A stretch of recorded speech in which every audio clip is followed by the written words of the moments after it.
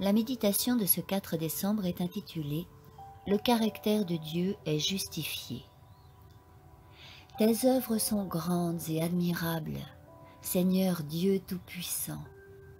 Tes voies sont justes et véritables, Roi des nations. Apocalypse 15, 3. Tous les problèmes sur la vérité et l'erreur soulevés au cours de la tragédie des siècles sont maintenant tranchés. Les résultats de la révolte contre les commandements de Dieu ont été manifestés aux yeux de toutes les intelligences créées. Les conséquences du gouvernement de Satan, par opposition à celui de Dieu, sont visibles aux yeux de l'univers. Satan est condamné par des propres œuvres. La sagesse, la justice et la bonté de Dieu sont pleinement établies. Il est clair que dans ce grand conflit, Dieu n'a jamais eu en vue que le salut éternel de son peuple et le bien de tous les mondes qu'il a créés.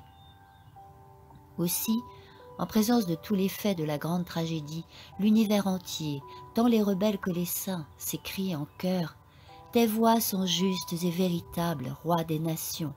Toutes tes œuvres te loueront, ô Éternel, et tes fidèles te béniront. » Psaume 145, 10.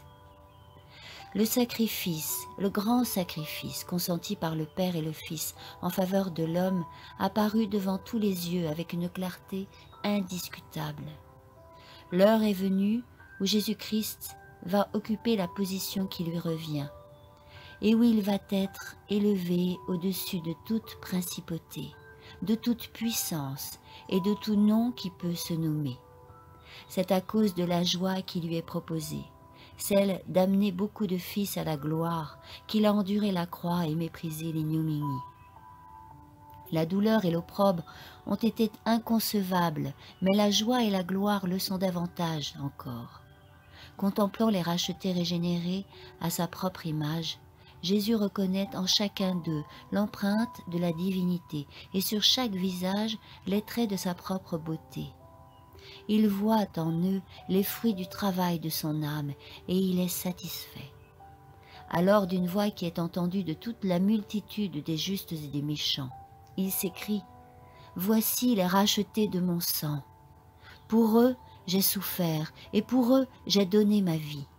Je veux qu'ils demeurent en ma présence durant l'éternité. » De la bouche de ceux qui devant le trône sont vêtus de robes blanches s'élève ce chant de louange.